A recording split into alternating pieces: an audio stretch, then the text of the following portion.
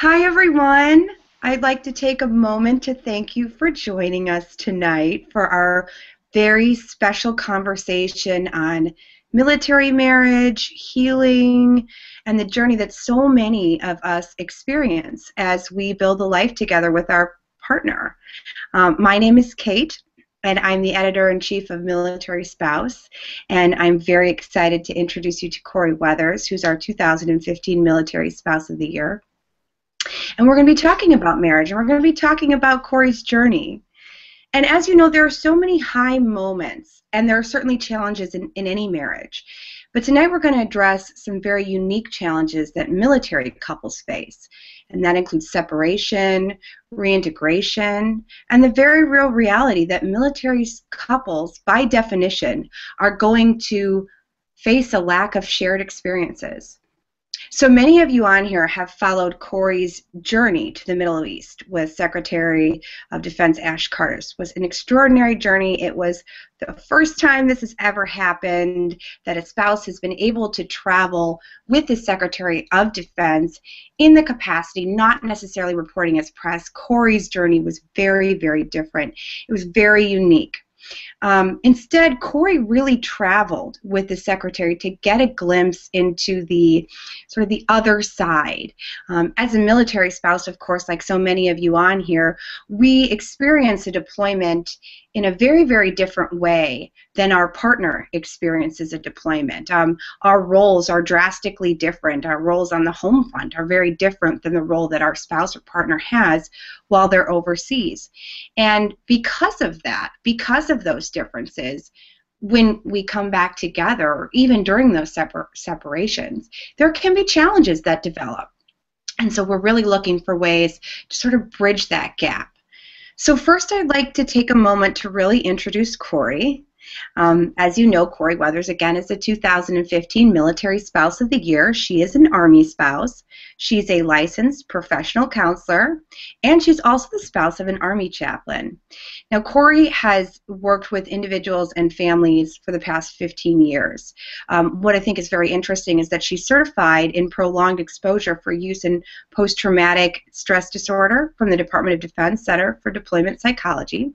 And she sees many military members and their families who struggle with the hidden wounds of war. Also, what's really, really wonderfully unique about Corie is that together with her husband, Captain Matt Weathers, Corie leads marriage retreats for military couples and relationship retreats for single soldiers.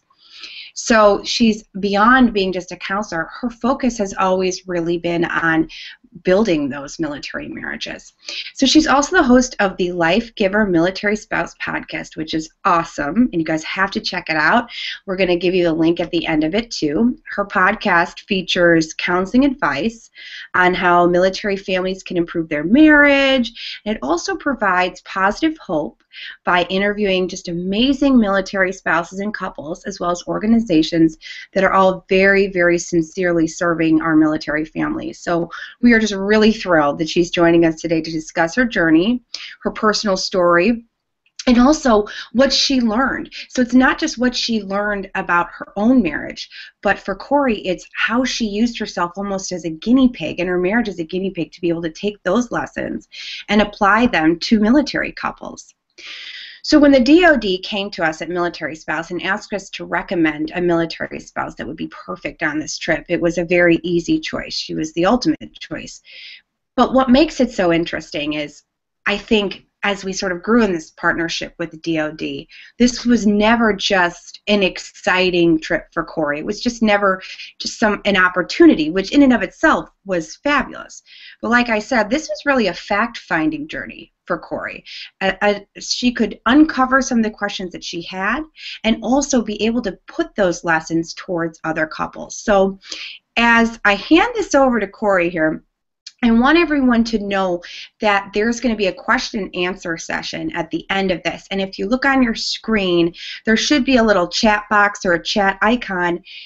any point during this webinar, this discussion, if you have a question, please feel free to type it in that chat box, because we have moderators looking and engaging, copying all those questions. So at the end of this broadcast, we've set aside some time for Corie to personally answer all of those questions. So we will definitely get to those. So again, anytime, you don't have to wait to the end.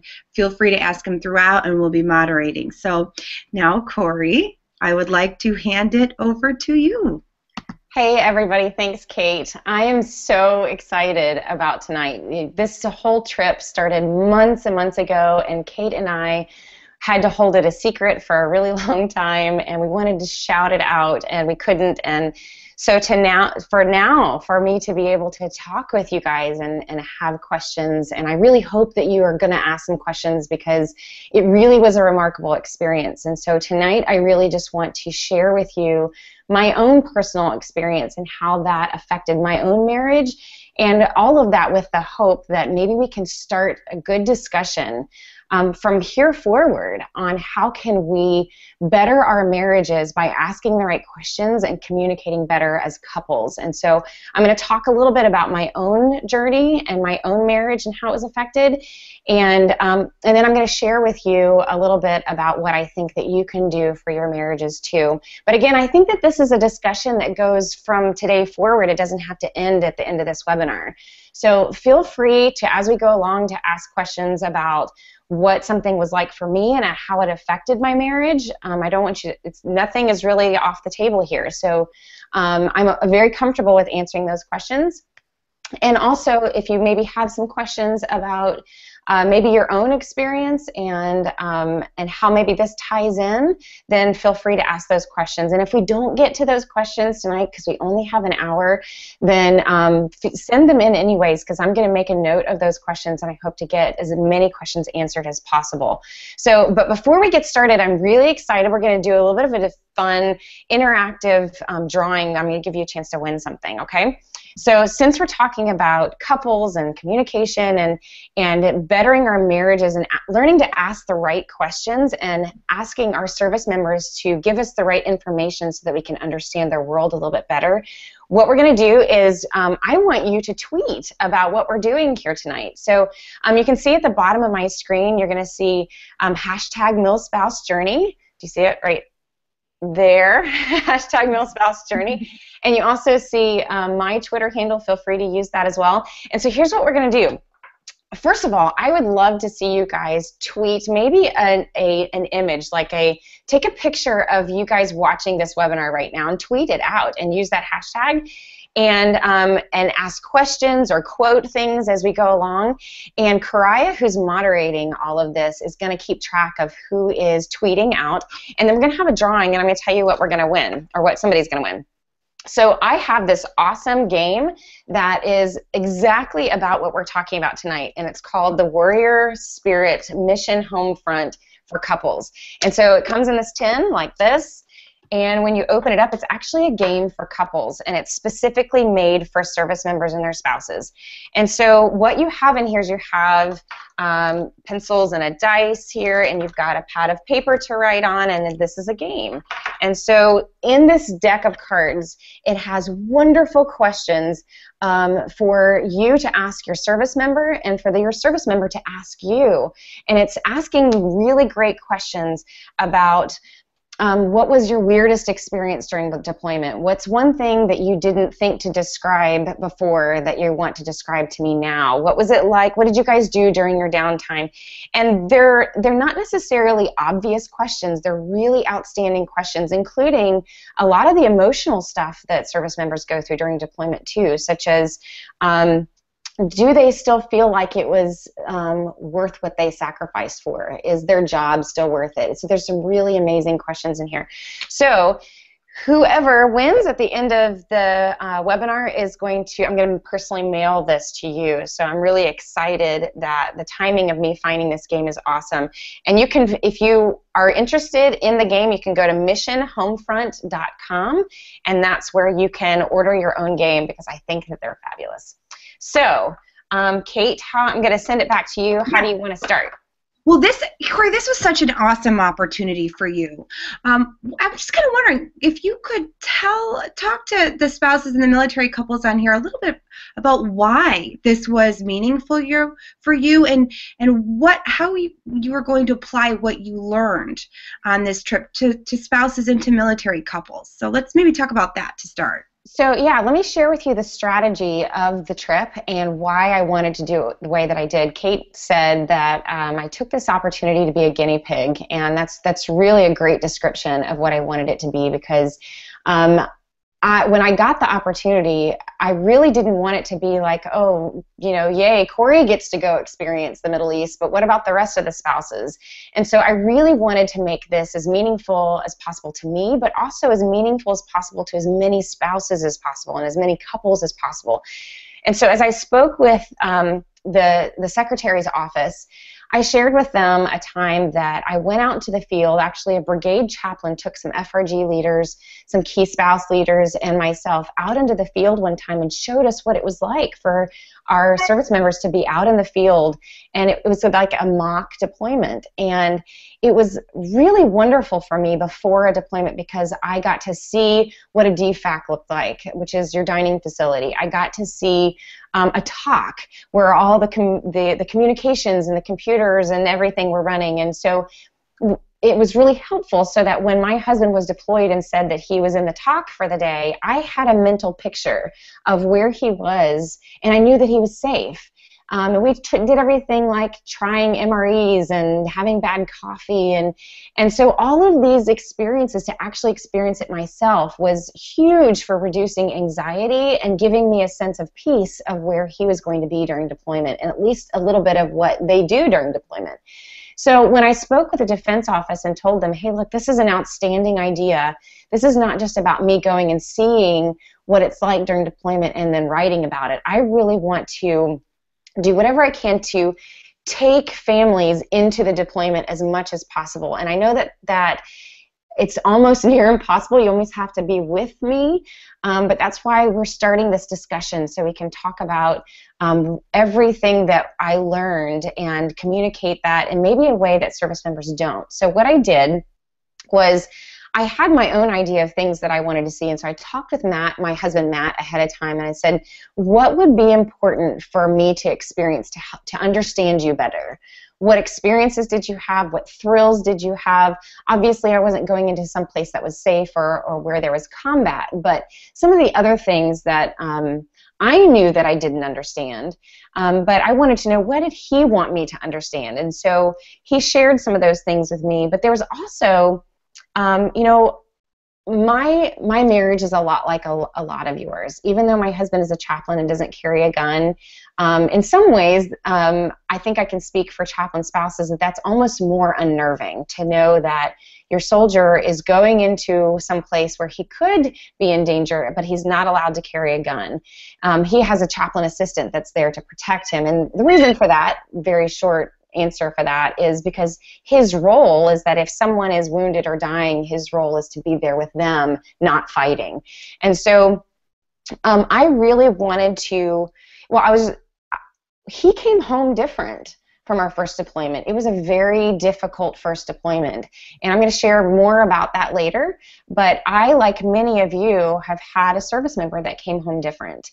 And just to share one example, I know when he came home for his R&R, for his 2-week break, as soon as he got home and we sent the boys upstairs just to watch TV and give him a break from the loud noises, he just burst into tears and started to weep. And I knew from that moment that something had changed and something was different. And so, and in that moment, I also felt like there was this separation between the two of us, where it was like, there's something that's happened in his life that I didn't get to experience, and I don't know what that is, and I don't know what it's like. And even when he shared it with me, I really didn't feel like I could really understand him the way that I really wanted to, and I just felt like there was just this gap that was there.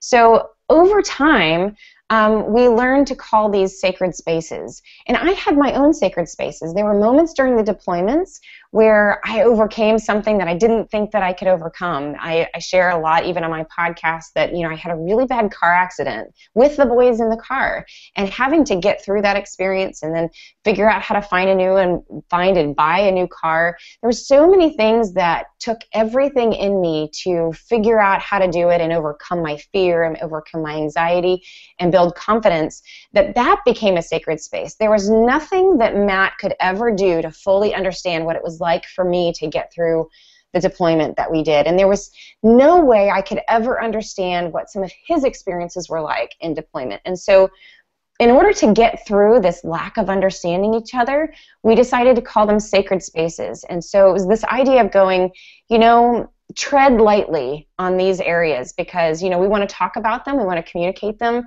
but you're never going to fully understand what that took from me. And so I need you to respect it instead of telling me what I should have done or telling you what could have been better, how you should handle it now. And so we learned to call them sacred spaces, and we use that to this day to talk about how do we just take care of each other and respect each other.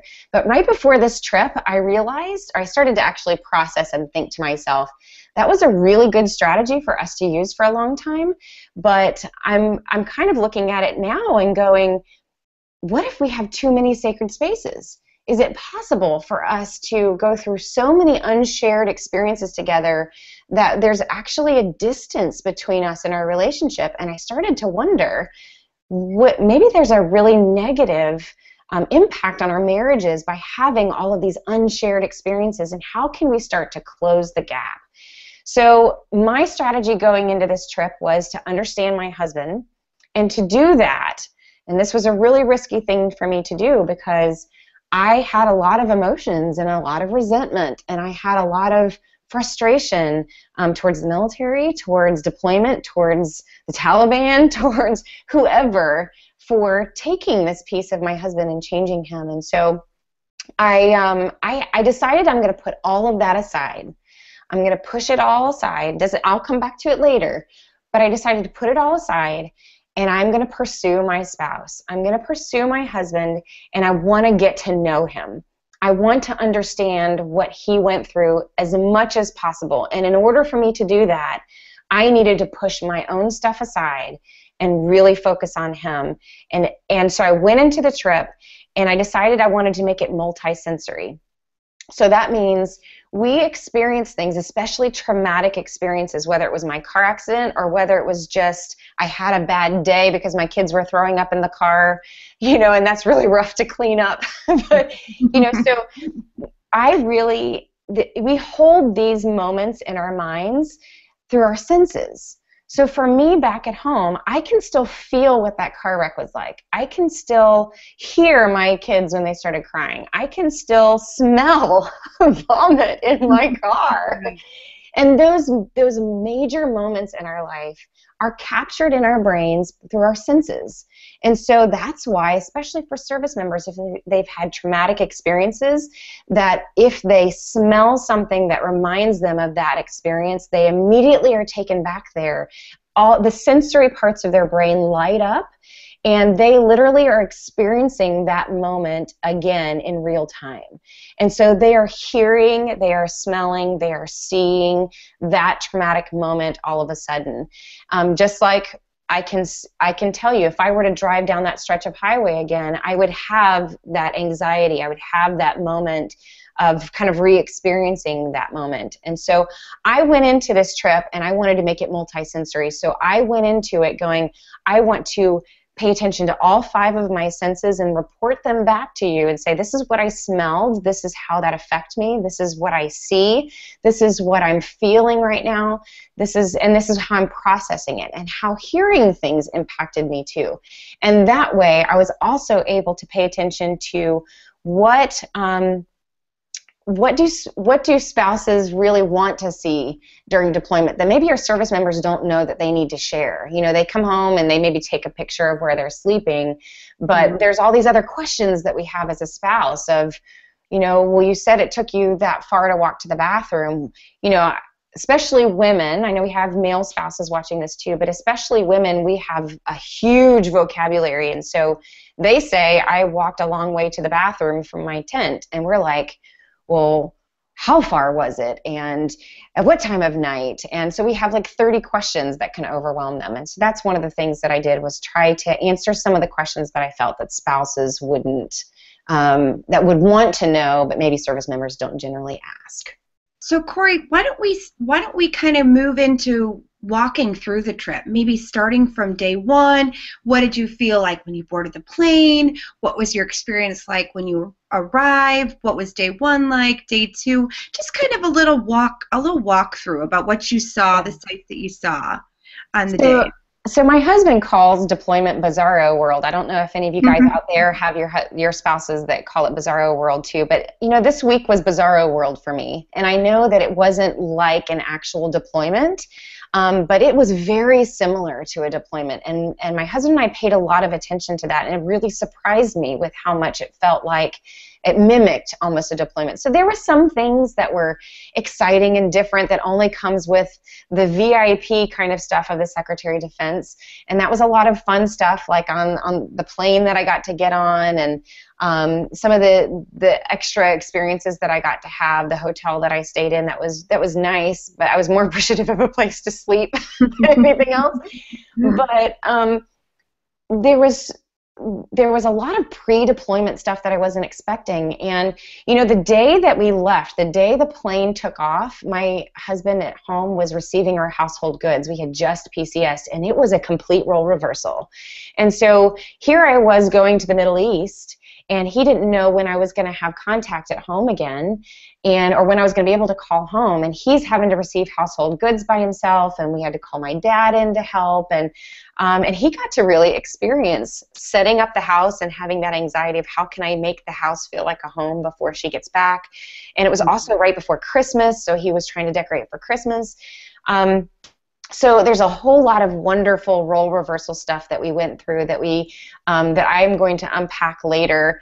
Maybe not necessarily in this webinar, but it was those of you who followed it on social media, he was even posting some things on his Facebook that was like, wow, I'm understanding spouses from a whole new perspective. But for me, there was a lot of nervousness. Like, I didn't want to leave because I was kind of afraid to go. I mean, this was going to the Middle East, and even though I was going to be safe, it was like, oh, I gotta go on this long. I had never gone across the world away from my kids like that before, and to my kids, it was just another parent going to Afghanistan or going to the Middle East, and so I had to attend to a lot of their feelings on that.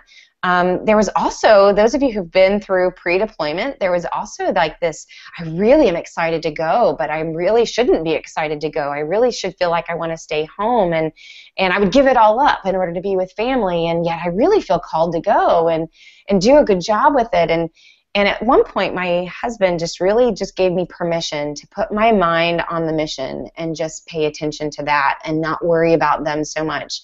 And I realized for me, wow, I should have done that for him. And I can look back and see how he needed to go, and so many of our service members experience that, where they're like, I'm ready to go, but I feel bad for being ready to go because I should really be home with my family members and be present with them.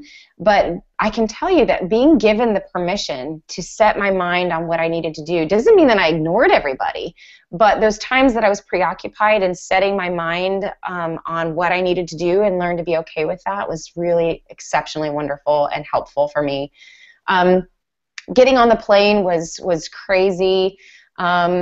There was a press conference in the middle of the plane. I sat with the press group that was outstanding group of people, and I might get to that later, but just how important our press and journalists are to helping us understand what's going on the other side of the world, and how our service members play a part in that was so important that I didn't really get before.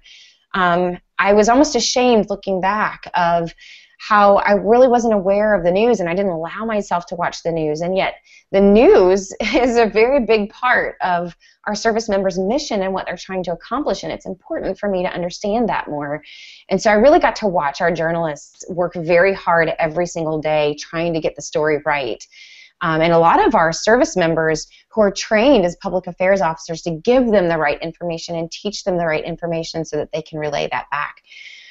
So when we took off, we went straight to Turkey. So it was My first day ran into what was kind of the second day of the trip, but actually the first day of MilSpouse Journey. So a little bit of sleep on the trip, and there was no time to adjust to the time change. So we went straight to Turkey, where we have a lot of service members, which I would love to know if any of our service members from Turkey are watching this, because it was a fantastic opportunity to see a lot of our military spouses and families that are stationed at Incirlik Air Base in Turkey.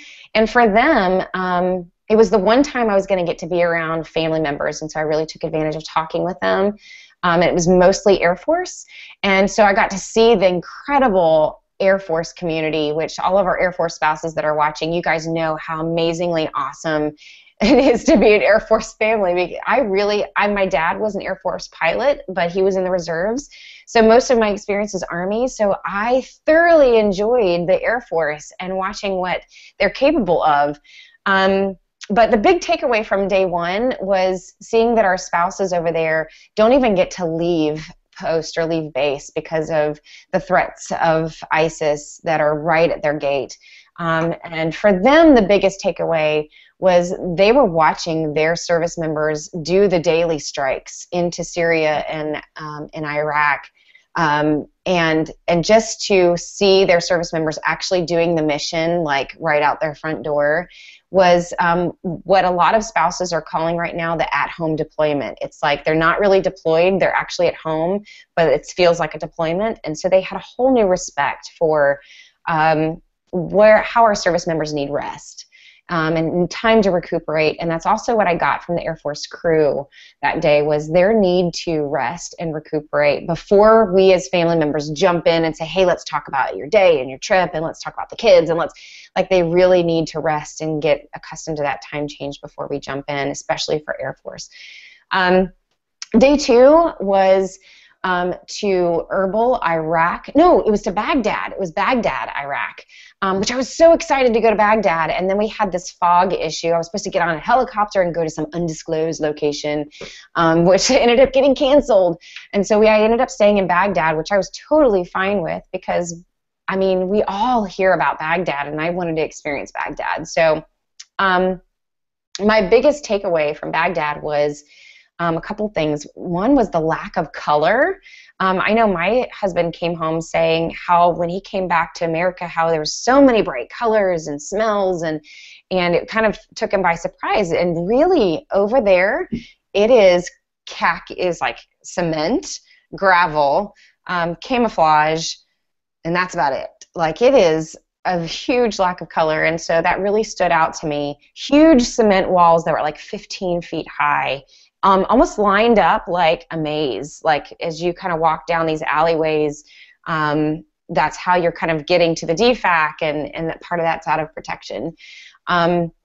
Watching the jets take off from there. I spoke with some female soldiers there, and the big takeaway, I think, from that was how they really have such a small amount of space. I know we talked about care packages, and I struggle. I don't know about you guys, but I struggle with trying to figure out what to put in care packages, and I really never knew what to send, and I sent a bunch of junk. Sorry, Matt. I sent a bunch of junk because I didn't know what else to put in it. And the big takeaway from them was we really don't need anything, and I think we hear that a lot from our service members. I don't need anything. And that doesn't help for when we want to send something.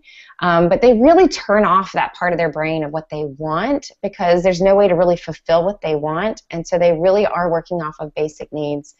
And so I actually have a question, because as you're talking about that, and I don't want to move you too far forward, but as I'm listening you describe the sights and the sounds and sort of the differences and the different experiences, I do want to get into talking about day 4 a little bit, because I noticed that was particularly emotional for you, and I think that's also a good segue into talking about what sort of the deployment does to our intimacy in our marriage and how it shocks people during reintegration. So maybe we could just talk, maybe if I could just ask you a little bit about why that day was was so moving for you. Yeah, those of you who would watch my video blog from that day, it was a very emotional day, and part of that was because I was extremely exhausted. But what that did for me is it recalled a time during our first deployment when my husband was extremely exhausted. We went through, he had lost several of his friends, were killed killed on a mountainside, killed by RPGs, just lots of stuff. And his job as a chaplain was to be with those bodies, to spend those last few minutes. He was also spent a lot of time in the OR. And so even though he was a chaplain and not out in combat, he was very much interacting with death and woundedness. And he was really exhausted. And so there was this point during the deployment, and by the way, day 4, we went to Fenty Fob Fenty in Afghanistan, and that's actually, and the Department of Defense did not plan this ahead of time specifically for me. They had already planned to go to Fob Fenty in Afghanistan, but that's actually where our brigade was sent during that deployment. And so going there, and it was a historic year for our brigade, and it was a historic year for our unit.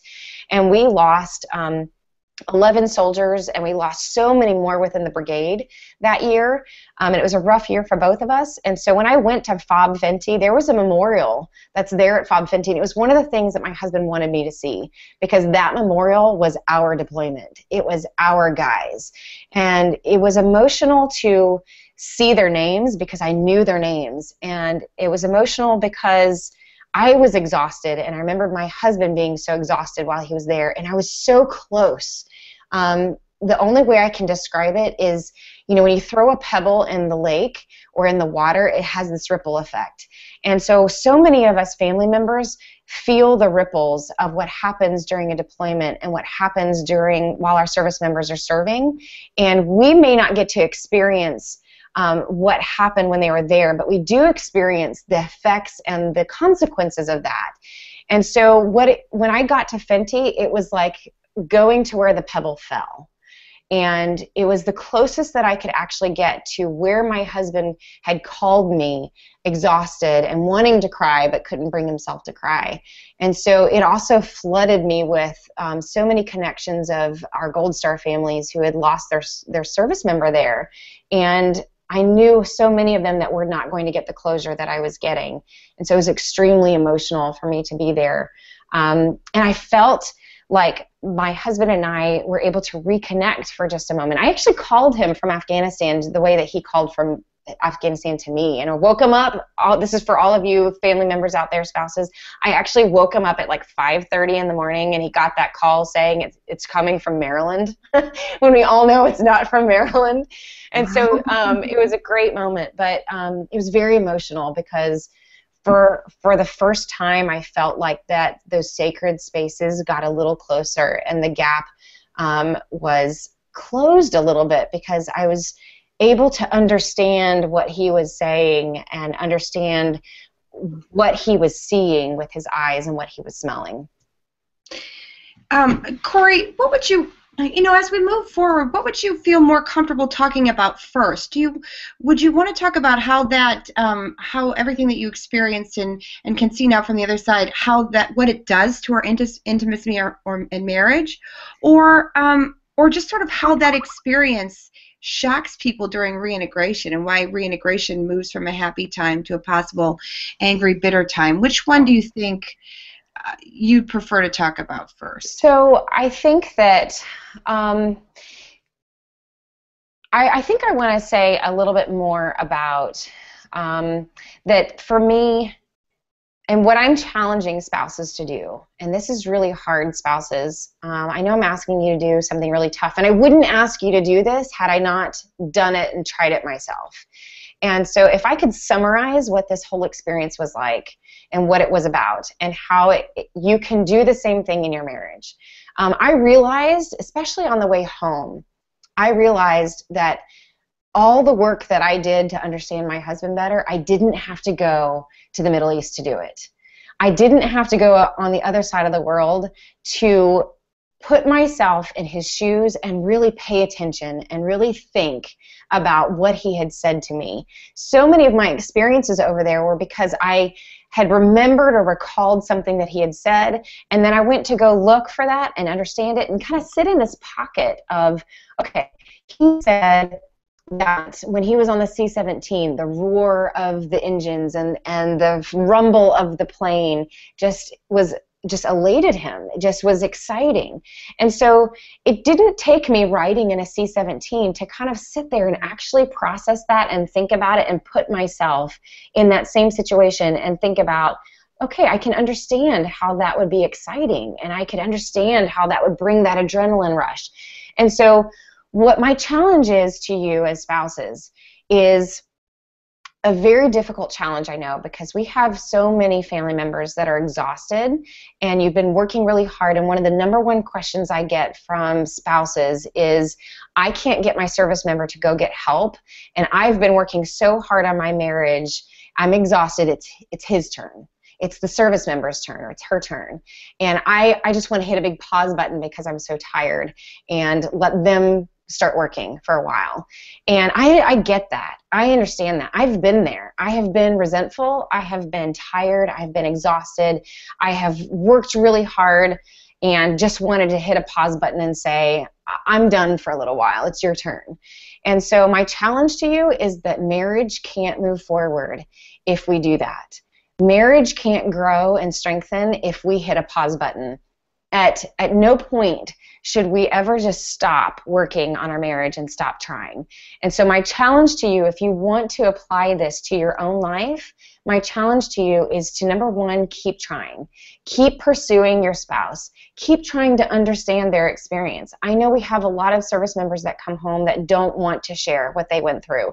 And if you have someone, if you have a spouse that's like that, I think this game is a really great start, because it gives specific questions that you may not know how to ask. It gives them a chance to ask them. And it gives you an open window, a time when you've set aside a specific time to play the game or have a discussion where you're not surprising your service member. They know what to expect, and they know they're going to talk about it, and where you can ask specific questions. And it's just about listening and putting our own stuff aside for just a minute and listening to what they're going through and what they did go through, and then being able to put ourselves in that situation and understand and say, you know what, I don't want to live through that too, but I can understand what that must be like for you and why that still affects you today. Corie, do you have any tips? I mean, you've kind of talked about this, but do you have any tips on how couples can really listen to each other actively and engage actively, especially because, you know, when the one spouse deploys and the spouse is home, there's certainly the idea that people have in their heads where they're going to get together and they're going to be patient and they're going to listen to one another. But there's a difference between passive listening and active listening. And how would a couple maybe practice that real active listening? So here's the easiest tip that I can give you.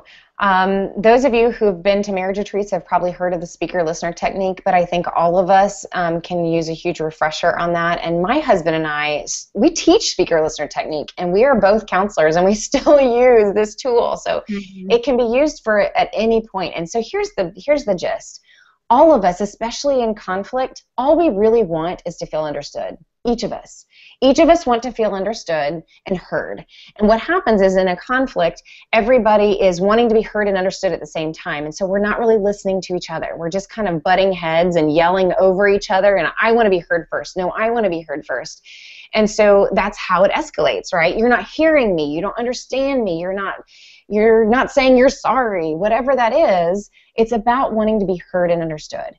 And so the speaker-listener technique is very simple, and that's why I love it. So the number one tip is, if you need a timeout, if things are escalating, take a timeout. But here's the deal.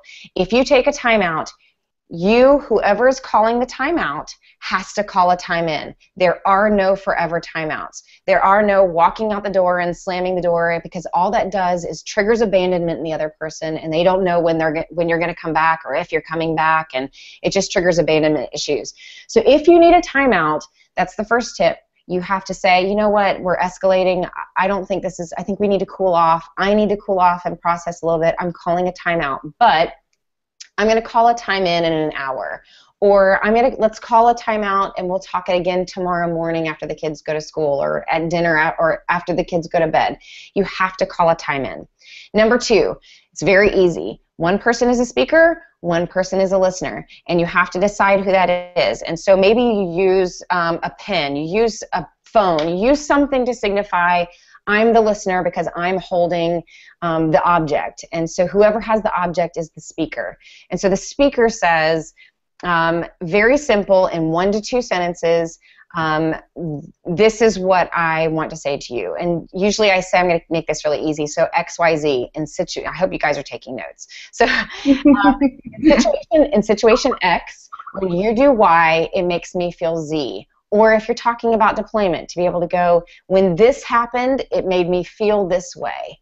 And 1 to 2 sentences. And ladies, 1 to 2 sentences.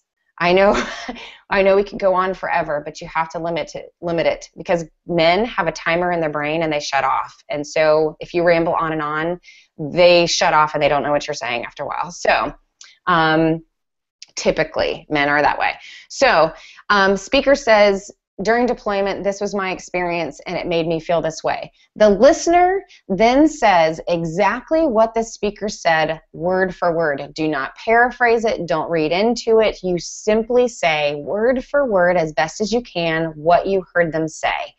That will then give the speaker an opportunity to go, yes, that's what I meant, or no, I don't think you got it. Let me try again. And you can go back and forth doing that a couple times until that one topic is that person can say, okay, I feel like you understand. Then you can maybe talk about changing over and switching places, but you address one topic at a time. So that's the easiest way that I can say, speaker or listener, make sure you take your timeouts, keep it very simple, 1 to 2 sentences max, and you will be surprised at how much that slows the conversation down. And Kate, the only other thing that I'm going to add to that is that we have a lot of service members who are going to be talking about very sensitive things. And so I know for my husband, and I would encourage this for other service members, spouses, if you are listening to your service member talk about something difficult, number 1, try not to interrupt too much. This is a time to maybe not use the speaker-listener technique. If you see them go into kind of that tunnel visioned, you're seeing them relive it, and they kind of get that 1,000-yard stare where they're not really talking to you, they're just kind of talking at the wall. And you can talk to your service member ahead of time. Would you want me to ask questions, or do you want me to just let you talk? And so if you see them kind of going into that 1,000-yard stare, just kind of let them go there, but maybe you'd agree ahead of time that you have your hand on their knee or you're holding hands. So there's that physical touch that keeps your service member in the present and not completely back there in the past. And if you see them at any time getting anxious or overwhelmed, then maybe that's where you interject in a loving and kind way and just say, you know, do we need to take a time out? Do we need to pause for a second, maybe come back to this some other time? And give them as much control over the conversation as possible. This is not a time to resolve problems or resolve conflict or deal with your resentment or your frustration. This is really a time to listen. So just as an example, my husband, after he came home during reintegration, I thought everything was fine and normal, and we were watching Grey's Anatomy, and like I said, he had spent a lot of time in the OR, and there was one scene in Grey's Anatomy that just completely threw him back into Afghanistan. And I later found him upstairs in our bedroom on the floor in fetal position just weeping. And so sitting down with him and just letting him process that, to get that out and know that he was in a safe place. But just know that after that, you kind of need to cushion. He's going to be hypersensory aware, and just be prepared to kind of cushion your time and maybe keep the kids pretty settled and calm until they kind of get their bearings back.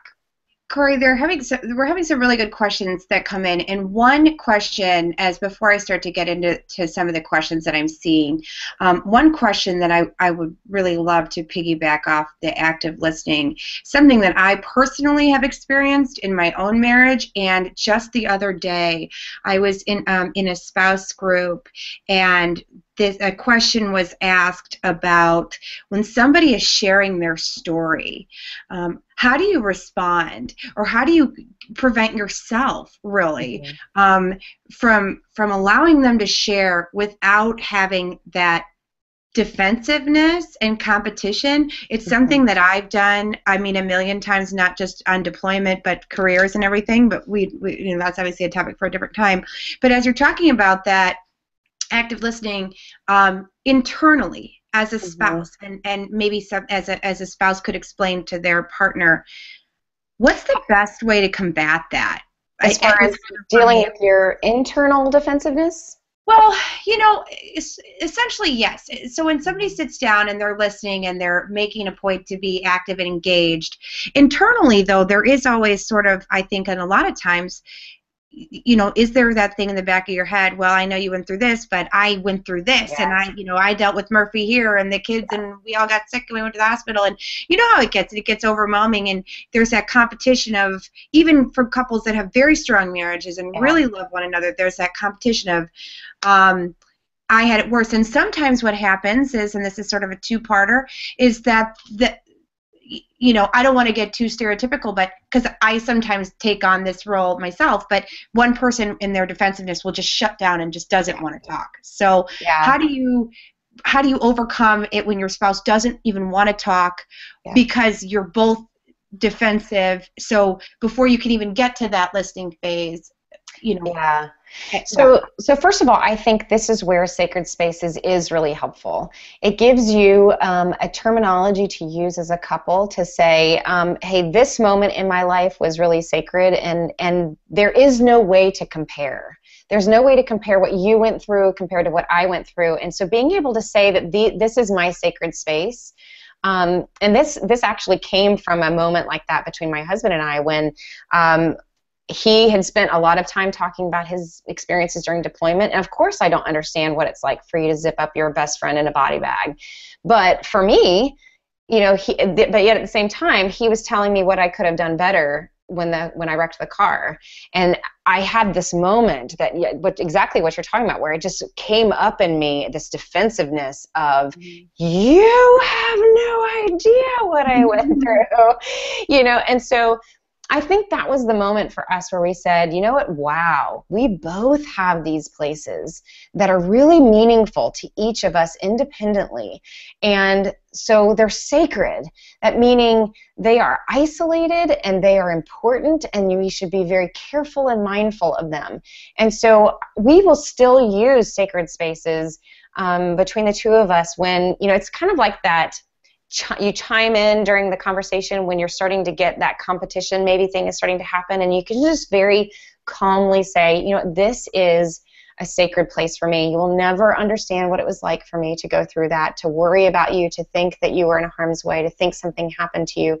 And I want to be able to talk about it, but I also need you to understand that no amount of you telling me I could have done it better or whatever the conversation is about is going to change that significant event for me. So I would just encourage everyone to remember that we can't compete with our sacred spaces, and that when you find yourself getting defensive, this is another tough challenge, and I know it because I live it too. Marriage is not easy, and my marriage isn't easy either. And so when we find ourselves in one of those moments where I feel myself getting defensive, internally I have to ask myself, do I want to be that person that really forces my way in and says me first? Or do I want to be the more mature person in the conversation and serve my spouse first and say, you know what, I'm going to set my stuff aside. We'll come back to it, but I'm going to set my stuff aside and I'm going to listen to you first. I'm going to choose to be the listener first. And my husband and I now have this competition of who's going to be the listener first, because whoever's the listener first is usually the most mature, and then that makes the other person mad. And so to be able to go in the middle of a conversation, this is how you cue them. They're saying something, and you as the listener repeat back and say, what I hear you saying is, you don't feel like I'm listening to you. And that immediately sends the conversation into a different place. Now, I do want to address, Kate, what you said about sometimes, and I saw somebody ask this, what if you have a spouse that doesn't want to talk about it? Yeah. Number one, I would definitely encourage you to not force your spouses to talk about it. But here is, and we also don't want to enable them by making an appointment for them and saying, well, I set up this counseling appointment, so now you have to go and talk about it. Because really the power of getting better and getting well is them taking the initiative. And so what I like to say is that sometimes we need to turn, I know we're going to get to questions here, Kate, in a second, so I'll finish saying this. Sure. That what I like to tell a lot of the clients that I work with is that all we're doing is we're turning the light switch on in the room. So we already know that there is the tension and the conflict in your home of your spouse won't talk about it, and there's consequences in your marriage because they won't talk about it. And those consequences are things like I feel like you're withdrawn, I feel like we're not connected, I feel like we have a lot of conflict because there's something that you went through and you won't talk to me about it.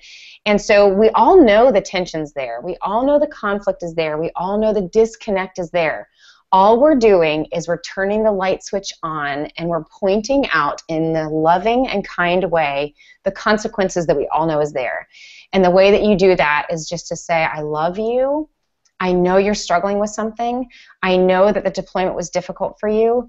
And so by you not talking to me or not getting the help that you need, it's causing me to feel disconnected from you. I feel like we're not growing as a couple, and I want to. And do you remember, point out a time when they did it before? Do you remember that one time when you talked to me about your mom, or you talked about your best friend that hurt you? Do you remember how connected we felt after we talked about it and I listened to you? I want that again.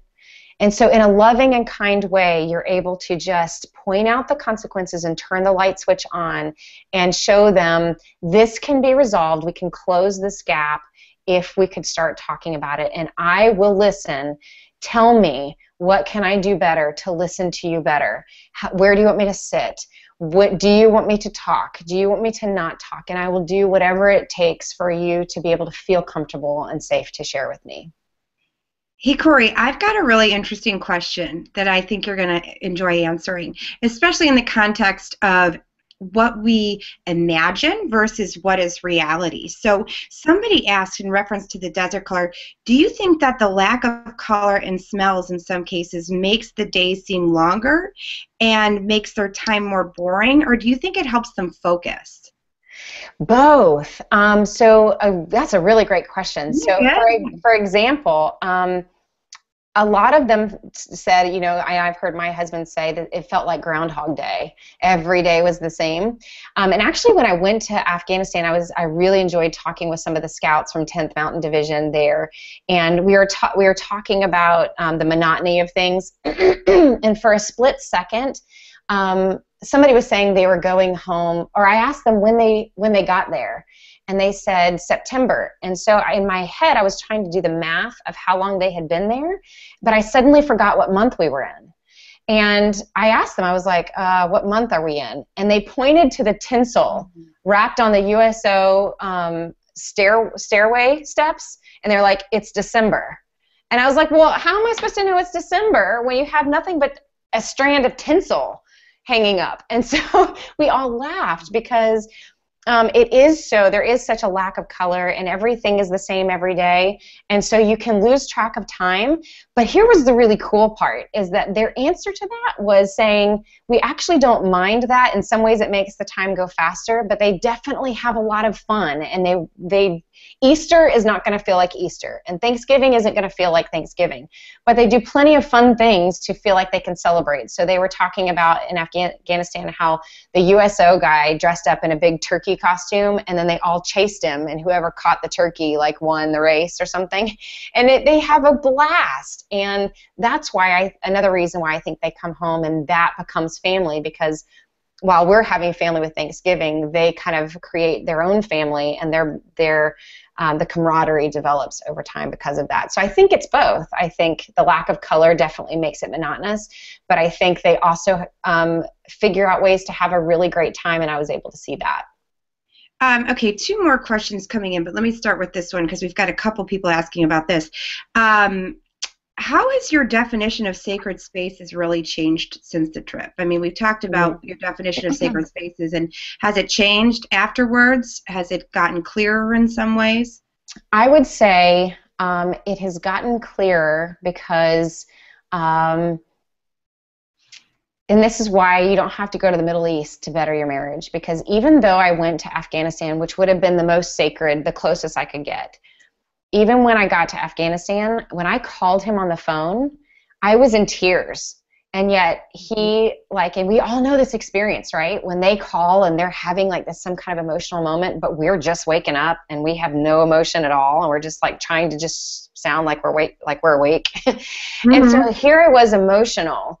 Like, I get it, like I see it, like I smell it, which is really, the smell is just dust. But you know that smell when they get off the plane from deployment and you're like, oh, you stink. That is exactly what it all smells like over there.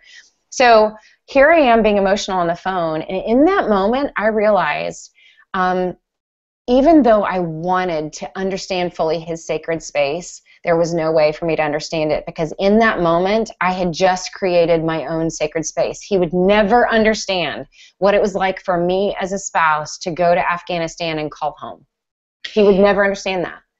And so in some ways, the sacred spaces became more important for us, but it did help with changing the way we talk about our sacred spaces so that we are using more of those sensory questions, and I am trying harder to listen and put myself in his shoes and him doing the same thing. And so it does help us close the gap a little bit. But there are some sacred spaces, we don't have time to go into it right now. I'm actually writing a book about all of this, and so there are different kinds of sacred spaces, and there are some sacred spaces that are reserved between him and his battle buddies that he went through those experiences with, that only they are going to share. And so my role, I see now more clearly, is as a spouse to be able to encourage him to go to those friends when he needs to talk, and that some of those things I don't have to be the person that he talks to. He can go and talk to those other people and get validation, get direction, and get accountability for, is he handling things the right way, from those people who also experienced it. Corie, I think this leads us into another good question. We're doing a final call out for questions, but you kind of answered that a little bit in the last about, and I don't know if I'm asking for resources here exactly, but one of the questions asked was, what about spouses that have a job that they can't speak about? I mean, they literally, it's so confidential that they can't really discuss with their partner what they're doing and what they've seen, and they don't feel like they don't have a lot of support in their unit, or from a CO or something like that. What would you suggest a spouse and the home front or the other partner do as far as helping them get through their emotions if they can't talk about it? Yeah, absolutely. So number one, I would say that a lot more places, a lot more of our special operations are giving permission to go get counseling. And so going to the psychologist that's embedded within your group, your service members group, and asking, because I know there's several psychologists that are embedded that have said, no, we do want you to go get help. We do want you to talk about it, and you won't lose your clearance for you to talk about it, because that's a whole lot better than having 24 DUIs in 2 months. And so to get first the accurate information of, am I going to lose my clearance? That's number one, because sometimes we won't. There are some situations where you can lose your clearance. And so I think with your spouse, or if you don't feel like you can go to counseling, there are some general things that we can talk about, whether you experienced death, whether you experienced woundedness, whether you experienced moral injury. There are general things that you can talk about to be able to say to your spouse, you know, I was asked to do some things that go against my values, and I'm really struggling with that. We don't have to go into the details of it, but at least it clues the family member into what's really going on, and what your struggle is. So definitely going and getting counseling if you need it. I actually have a really great video that's on my YouTube channel that talks about how to use your benefits and how to get counseling if you need it, and how a couple loopholes that your service member can go through if they're struggling to get help. Did I answer all of that, or was there more? I think so, and I think we're getting close to wrap up. I know we're going to have more questions that come in. I know there's a lot of spouses that are going to have questions for you. What I want everybody to know is that we're going to make sure that we get everybody that's on this webinar all the information to you and to your podcast. If they have further follow-up questions that they can speak to you about. I know we want to kind of keep ourselves on time here. So I want to thank everyone. And Corie, I will let you've got 60 seconds. Oh, do we want to do the giveaway? Do we have? Yes, actually, we did. Did we already do it? Shelly Worrell. Shelly Worrell. Yes. Awesome. So Shelly, we're going to get your information. Congratulations. We'll get your information and your address, and they'll send it to me, and I'll make sure that I send it out. Kate, is it okay if I do a goodbye? Yeah, and Shelly, if you send your contact info to social@militaryspouse.com. That's social@militaryspouse.com. And Corie, you take it away.